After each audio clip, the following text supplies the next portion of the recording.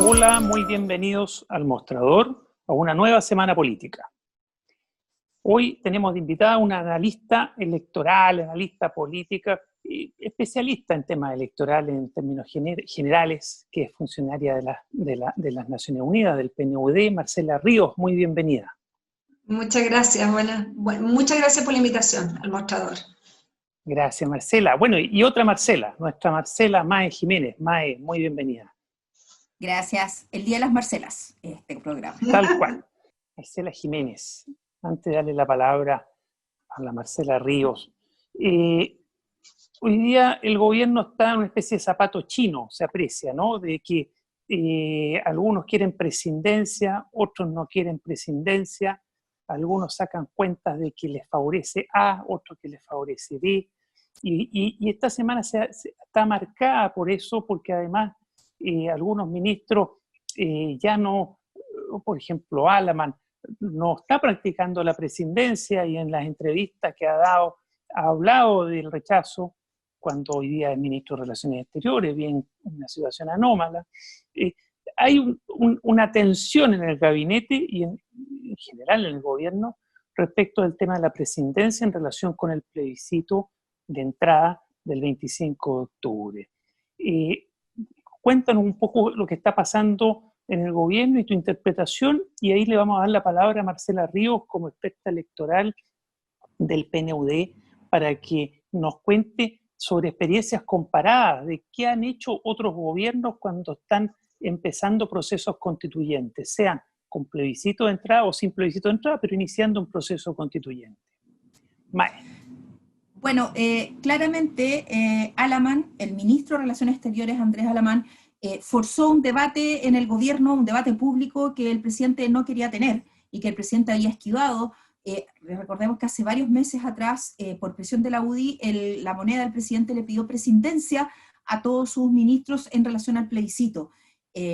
También hay que recordar que esa petición está fundamentada y presionada desde la UDI porque los ministros mejor evaluados del gobierno en general están por el apruebo. Entonces, a una opción que ya es adversa, que según las encuestas bordea el 30% cuando mucho, efectivamente a la UDI y la opción del rechazo les complicaba sobremanera que los pocos capitales políticos del gobierno estuvieran en la posición contraria.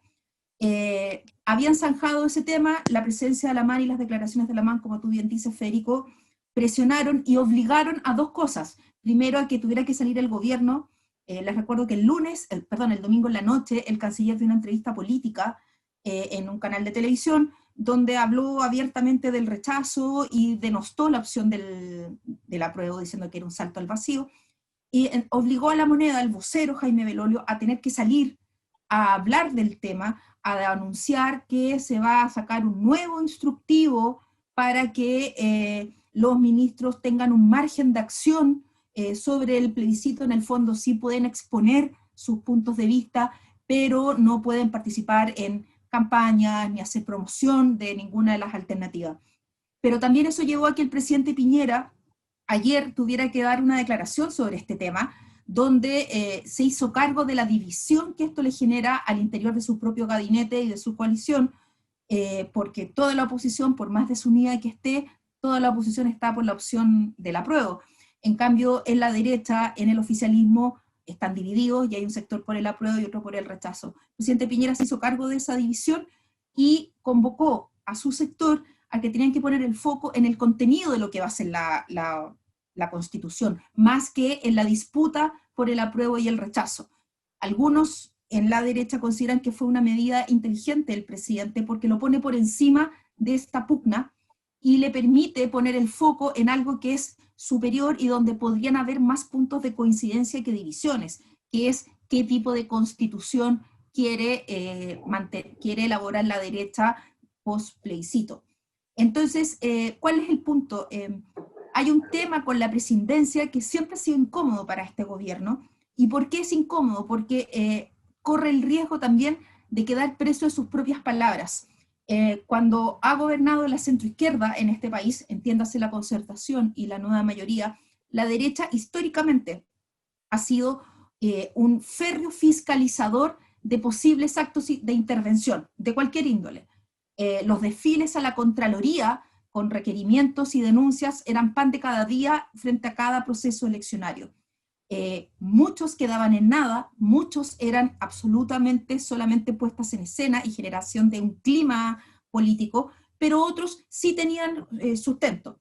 ¿A qué voy yo con eso? Que no pueden borrar con el codo lo mismo que criticaron con la mano cuando eran oposición.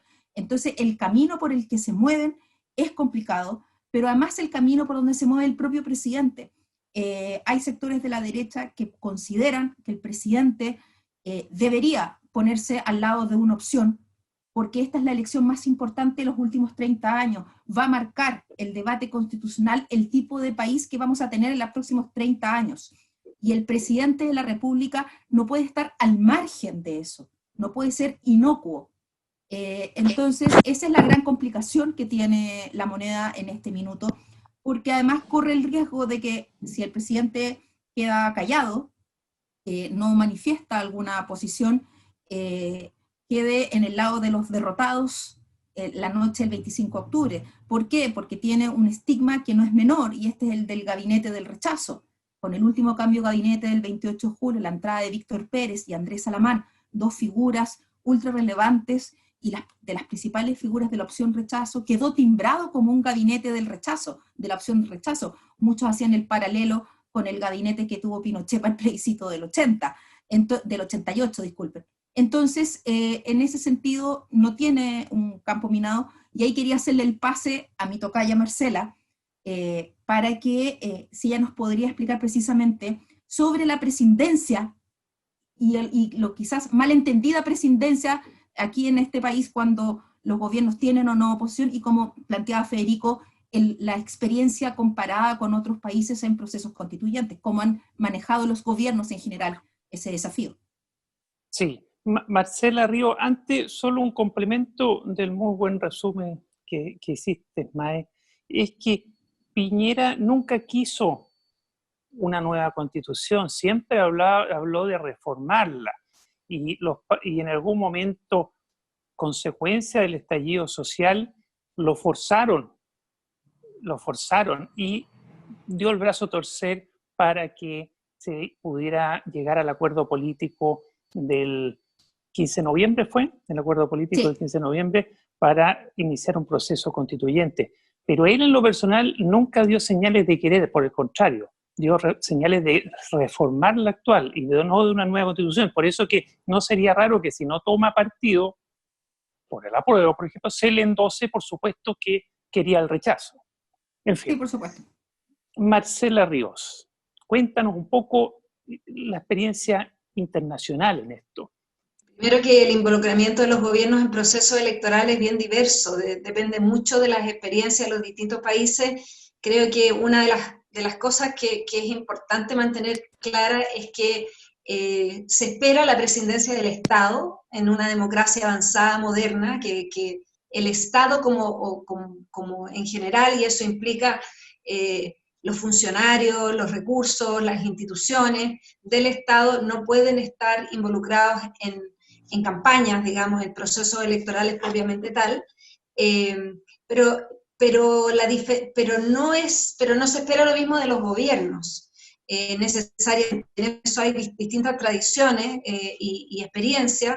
En muchos países, por ejemplo, donde existe la reelección inmediata, o en los sistemas parlamentarios que tienen un mecanismo de voto de no confianza, por ejemplo, donde se puede llamar a elecciones anticipadas, los gobiernos tienen un rol activo en buscar el apoyo de la ciudadanía para ser reelectos o para mantenerse en el poder. Entonces, creo que es importante hacer la distinción que los gobiernos no son lo mismo que los estados, que en Chile hay una tradición larga de recomendaciones muy claras y normas muy claras establecidas por la Contraloría de la República respecto de cuál es el rol del Estado, de los funcionarios públicos, del uso de recursos públicos en procesos electorales habituales. Ahora, los referéndums son elecciones distintas, tienden a generar polarización, son uno de los efectos que tienen, digamos, porque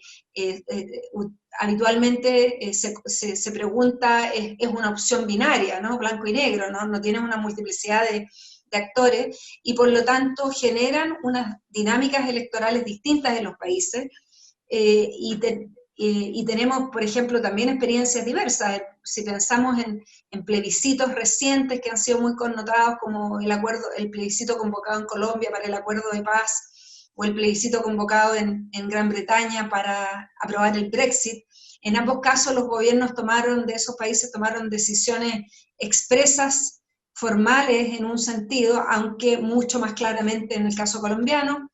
En el caso de Gran Bretaña sí había muchos matices, porque si bien el gobierno tomó una posición y trató de promover una mantención en la Unión Europea, había mucho disenso al interior del Partido Conservador. Entonces, tenemos bien distintas tradiciones, creo yo, y me parece que en Chile efectivamente el rol que cumplen los ministros o el gobierno es algo que, si está bien separado de lo que es el rol del Estado, y tal como ha sido consignado, digamos, en diversas instrucciones de la Contraloría, es algo que se puede tomar decisiones distintas. Ahora, yo quería decir que volver a reiterar, quizás a veces se nos olvida que el referéndum constitucional que está convocado para el 25 de octubre no es solo inédito en la historia de Chile, digamos, en términos de que es la primera vez que se va a convocar a la ciudadanía en la historia de Chile a elegir y a pronunciarse sobre si quiere un reemplazo total de la Constitución actual, y no solo eso, sino que también si es que se pronuncie respecto del mecanismo, del órgano a través del cual se va a redactar esa Constitución. Pero además recordar que este referéndum es extremadamente excepcional a nivel mundial, porque en la mayoría de los procesos constituyentes que nosotros hemos visto, y publicamos un informe en el 2015 haciendo una mirada de todos los procesos constituyentes entre 1947 y el 2015, 193 reemplazos constitucionales en ese periodo en el mundo. Los plebiscitos de entrada son minoría absoluta. Hay uno o dos casos de un plebiscito de entrada en un proceso constituyente en esos 193 casos. Entonces, este plebiscito es también extremadamente excepcional a nivel mundial. Colombia realizó un plebiscito, pero tenía solo una pregunta. Diversos analistas especialistas en constituciones han planteado que este sería el único plebiscito de entrada a un proceso constituyente que pregunta las dos cosas, no solo si quieres o no reemplazar la Constitución, sino que también a través de qué mecanismo. Y traigo esta colación, más allá de los datos, digamos, anecdóticos internacionales, porque creo que también es importante entender que estamos en una situación donde no hay tanta comparación para dónde buscar, digamos, en el sentido de que mucho de lo que se ha hecho en este proceso es una innovación, y por lo tanto requiere que tanto el gobierno como los distintos actores involucrados tomen decisiones y se presenten frente a este proceso de manera para las cuales no están necesariamente preparados y para las cuales tenemos poca experiencia para decir, mira, esto funcionó así en otras partes, estos fueron los resultados. Si a todo eso le agregamos la excepcional pandemia que estamos viviendo a nivel mundial, que es como la guinda de la torta, no sé si es guinda en realidad, no es nada placentero, así que quizás esa no es la metáfora, no es la metáfora más adecuada. Tenemos un contexto bastante excepcional y para el cual se requiere, por lo tanto, una capacidad no solo de visión, de liderazgo, sino que también de bastante innovación y de irse adaptando a cómo van cambiando las circunstancias. Gracias, Marcela. Mae. Marcela, a mí me gustaría, más allá que Federico y yo podamos saberlo, pero me gustaría si podrías precisar, porque yo sigo insistiendo en el punto de que en Chile, en este país, hay una confusión de las funciones, de los roles, de lo que se puede y lo que no se puede. que habría una confusión en términos de lo que se entiende por gobierno y por Estado. La gente, en general, como tú bien explicabas, en una democracia avanzada, los estados tienen que ser prescindentes y no pueden participar ni los funcionarios, ni los recursos en procesos electorales. Pero no así los gobiernos, porque tienen un sello político, los gobiernos no son inocuos, no, los gobiernos tienen posiciones políticas todos. Entonces, y es legítimo que un gobierno busque la reelección o el respaldo o la sintonía con la ciudadanía en procesos eleccionarios. Entonces, me gustaría si podrías hacer como una separación clara con términos más específicos de esta separación Estado-gobierno para que quede más claro cuándo es efectivamente una intervención y cuándo no es una intervención. Bueno, a riesgo de ser reiterativa, yo creo que en esto hay dictámenes súper claros de la Contraloría para regir lo que es el caso chileno y que, insisto, es bien difícil como decir cuál es el estándar, porque en realidad no hay estándares. Aquí hace mucha diferencia la diferencia entre los regímenes presidenciales y parlamentarios, que funcionan muy distinto en este sentido. Recordemos que los regímenes parlamentarios no hay separación de poderes, por lo tanto el legislativo y el ejecutivo son lo mismo, los ministros son electos, son representantes electos y ocupan cargos ministeriales en tanto son diputados. Entonces la lógica de funcionamiento de un gobierno parlamentario es radicalmente distinta a la lógica de funcionamiento de un sistema presidencial, y entre los sistemas presidenciales sí me parece que hay una tradición más clara de pedir separación entre Estado y gobierno, pero también hay una diversidad muy amplia de casos. Siempre se usa el caso norteamericano como ejemplo, porque en el caso norteamericano existe la reelección inmediata, y se espera o es habitual, por ejemplo, que la figura presidencial, el presidente y el vicepresidente o vicepresidenta participen activamente en las campañas, con todo su equipo de funcionarios que los asisten, con el avión presidencial, con todos los recursos de la presidencia, se dedican a hacer campaña activamente, digamos, eso es parte del juego político norteamericano. Eso no es tan común en América Latina, y en otros países, entonces, insisto que yo no creo que, no existe solo un parámetro único que uno pueda decir, mira, esto es así, esto no es como la Convención de Derechos Humanos, de la Convención de Naciones Unidas, que te establece, es la norma, digamos, y esta es la norma que hay que seguir. Acá esto es mucho más complejo y depende de los países. Yo creo que en Chile se ha avanzado de manera importante en definir ciertas fronteras. Quizás uno de los temas pendientes y las cosas que hacen ruidos habitualmente tiene que ver con que no tenemos quizás un proceso de modernización del aparato estatal completo que permita una separación clara entre el gobierno y el Estado, porque hay una enorme cantidad de cargos que son cargos de designación presidencial, cargos que son de confianza política, una enorme cantidad, 3.000, 4.000 cargos de confianza política. Entonces tú tienes una gran cantidad de personas que tienen trayectorias políticas en cargos del Estado, y por lo tanto eso hace más difícil la separación. Ahora, respecto del caso chileno, en la medida que estamos enfrentando un referéndum constitucional excepcional, con muchos cruces de posiciones, y estamos en un sistema multipartidista, a mí me parece razonable que existan distintas posiciones al interior de las distintas coaliciones. Eso es como parte de la democracia. Yo creo que acá el desafío es encontrar,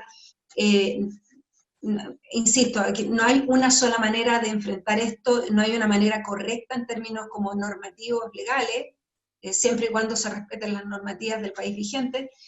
Todas las opciones abiertas son opciones políticas, que van a terminar siendo más o menos adecuadas dependiendo del resultado que podamos evaluar ex post. Yo creo que es bien difícil ahora con anterioridad decir, mira, esto es lo que hay que hacer y esto va a asegurar un cierto resultado. Me parece que el liderazgo y las decisiones políticas van a ir mostrando cuáles son las decisiones más apropiadas.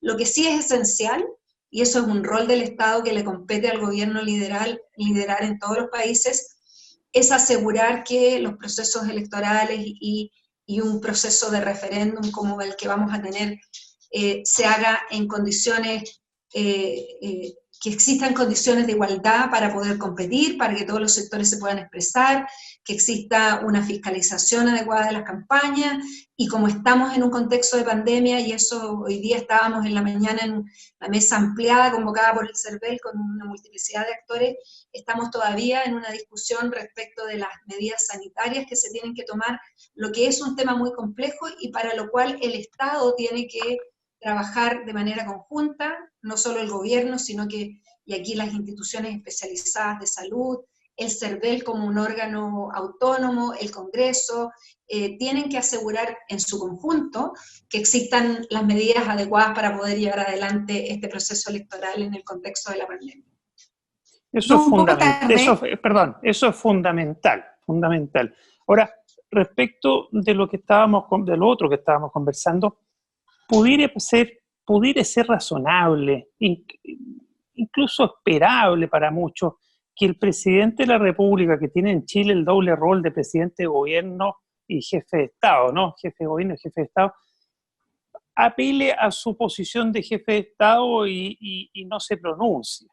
Pero lo que parece un poco pegado a la fuerza es que todo el gabinete esté impedido de dar su opinión y de ser una especie de presidente como si fueran aparatos del Estado. Son gobiernos.